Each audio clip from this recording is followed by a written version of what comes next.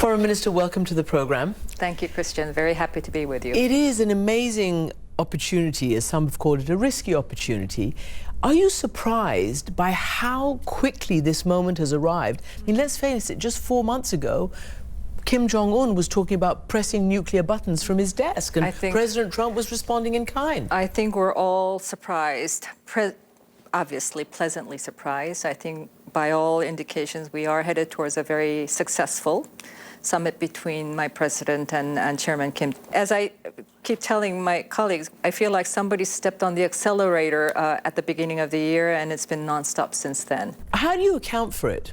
Clearly, credit goes to President Trump. He's been determined to come to grips with this from day one. My president also since day one, and I think the presidents Moon and Trump have worked very closely together, sometimes in complementarity, sometimes in different messaging. But at the end, the message was North Korea will not be accepted, never be accepted as a nuclear power.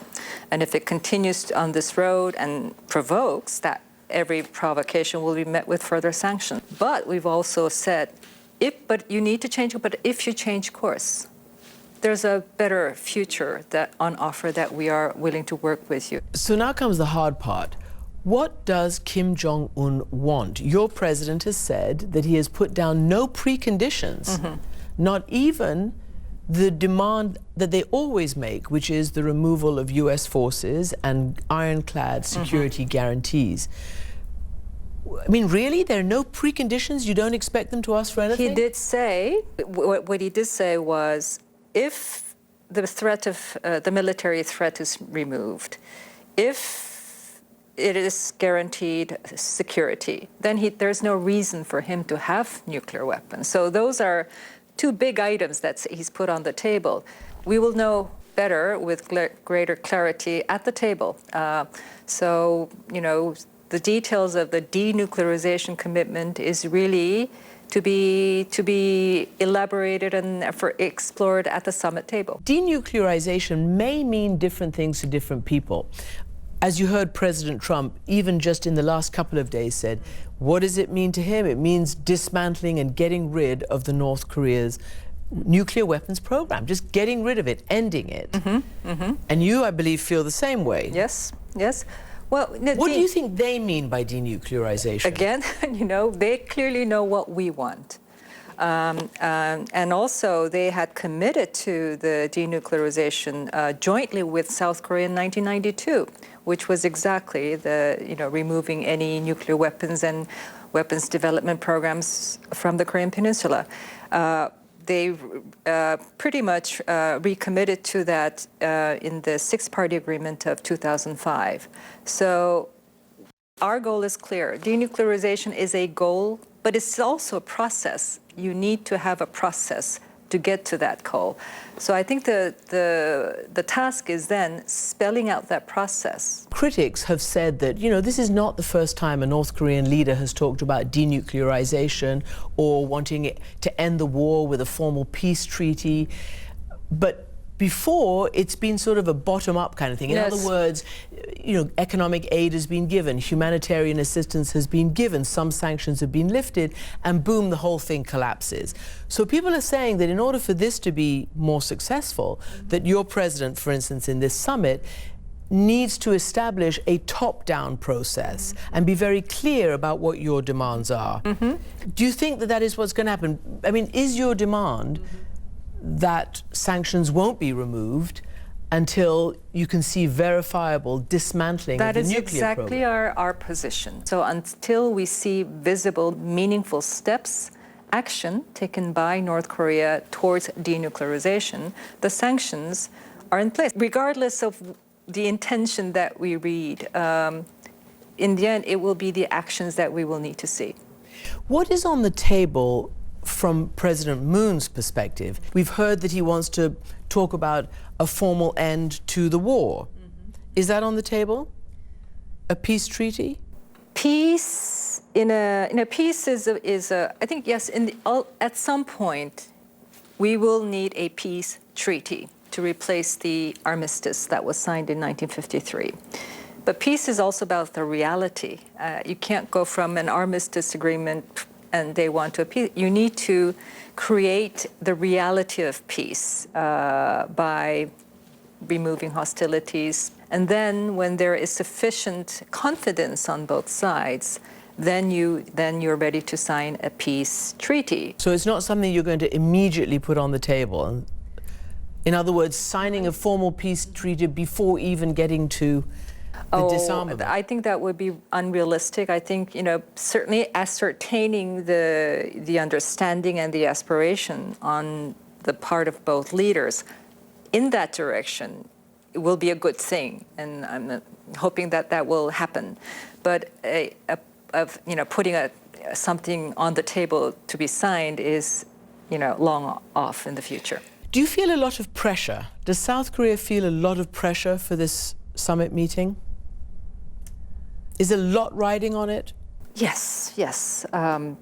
Pressure, but also a great deal of support. The president has, basically put his leadership on the line by this huge initiative. But I think he does so with confidence and a clear set of where he wants to take this. How important is it that Kim Jong-un is going to come down to the demilitarized zone, to the peace village, and step kind of over the border into the South Korean part of... Well, I think that alone is very significant. As you know, the two previous ones were held in Pyongyang. They had made all the arrangement. We had placed trust in them to make sure that the summit took place. They are placing their trust in us. That's a good sign. What do you think will constitute success after the summit wraps up on Friday? Some kind of a joint statement that spells out the shared understanding of the two leaders on a broad set of issues, which is denuclearization, peace, and South-North relations. If we can put in writing the North Korean leaders' commitment to denuclearization, that would be a very solid outcome. But then this to be, this will be the course setter for the next historic engagement, which is the U.S.-North Korea summit. And how do you analyze? You must have been listening to what he's been saying to his own people in speeches and statements over the last several days and weeks. And the last one was when he essentially declared North Korea as a nuclear power and said that we need a new strategic course, and that is economic development. Right. Do you see that as genuine, that he's willing to have a different view for his country and that he's trying to bring his people along? I mean, he doesn't really have to. He's the ultimate power there. When he so clearly states that in his declaration, I think it's not just rhetoric. It's a clear commitment that I am going to be delivering this for this country.